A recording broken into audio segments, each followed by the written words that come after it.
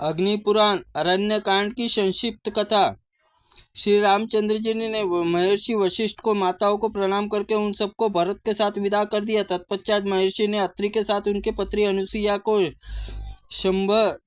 शरभ शरभ मुनि को, सुतिशन को, अगस्त्य के भ्राता अग्निजीय को, मुनि को प्रणाम करते हुए रामचंद्र जी अगस्त मुनि के आश्रम जाकर उनके चरणों में मस्तक झुकाया और मुनि की कृपा से दिव्य धनुष और दिव्य खड्ग प्राप्त करके दंडकारण्य आए और वहां जन्म स्थान के भीतर पंचवटी नामक स्थान गोदावरी तट रहने लगे।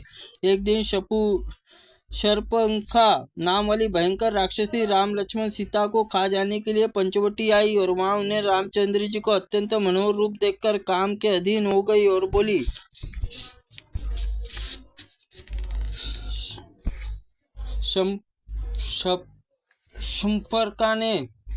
शुपंखा ने तुम कौन हो, कहाँ से आए हो? तुम मेरी प्रार्थना, तुम अब मेरे पति हो जाओ, और यदि मेरे साथ तुम्हारा संबंध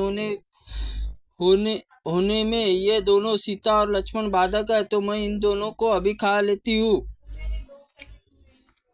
ऐसा कहकर वह उन्हें खाने को तैयार हो गई। तब श्री रामचंद्र जी के कहने पर लक्ष्मण ने शुपंखा का नाक और कान दोनों काट दिए और कटे हुए अंगों को रक्तधारा बहती हुई शुपंखा भाई के खर के पास पहुंची। उस प्रकार बोली, खर मेरी नाक कट गई है, अब अपमान के बाद मैं जीवित नहीं रह सकती। अब मेरा जीवन तभी रह सकता है जब तक तुम मुझे राम और उसकी पत्नी सीता तथा उनके छोटे भाई लक्ष्मण का गरम गरम रक्त पिलाओ।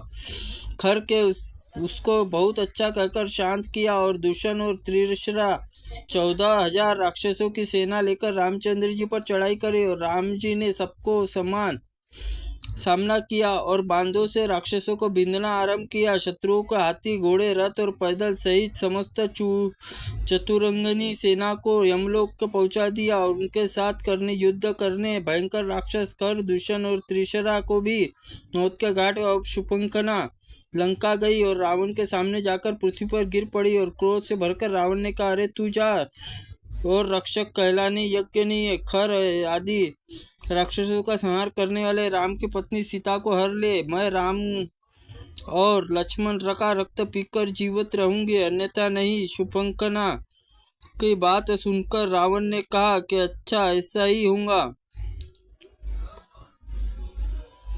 फिर उसने मरीच से कहा, तू स्वर्णमय विचित्र मृग का रूप धारण करके सीता के सामने जाओ। राम ने लक्ष्मण को अपने पीछे आश्रम से दूर हटा लिया और मैं सीता का हरण करूंगा। ऐसी बात है, न मानेगा तो तुम्हारी मृत्यु निश्चित है। मरीच के रावण से कहा कि रावण धनुर्धर राम साक्षात मृत्यु है। फिर भी मन ही मन सोचा कि यदि नहीं जाऊंगा तो रावण के हाथों मरना होगा और जाऊंगा तो श्री राम के हाथों। इस प्रकार यदि मरना अनिवार्य है तो श्री राम ही श्रेष्ठ है, रावण नहीं, क्योंकि राम के हाथों मृत्यु होने पर ही मेरी मुक्ति हो जाएगी। ऐसा विचार करके मृग रूप धारण करके सीता के सामने बारंबार आने जाने का सीता जी की प्रेरणा से श्री राम दूर तक उनका पीछा किया, अपने बाण से मार डाला। मरते समय उसने मृग से हा सीते, हाँ लक्ष्मण, हाँ पुकार लगाई। इस समय सीता के कहने पर लक्ष्मण जी अपनी इच्छा के विरुद्ध श्री रामचंद्र जी के पास गए। इसी बीच रावण ने मौका पाकर सीता को हर लिया। मार्ग में जाते समय गृहराज जटायु वध किया।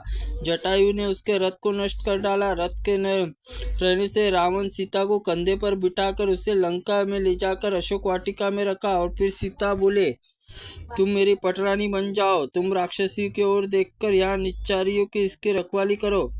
उधर श्री रामचंद्र जी मरीच को लाकर लौटे और लक्ष्मण को आते देख बोले, सुमित्रा नंदन, मृगु तो महामाया था, वास्तव में एक राक्षस था, किंतु तुम जो इस समय यहाँ आ गए उसे जान पड़ता हो कि निश्चय ही सीता हर ले गया है।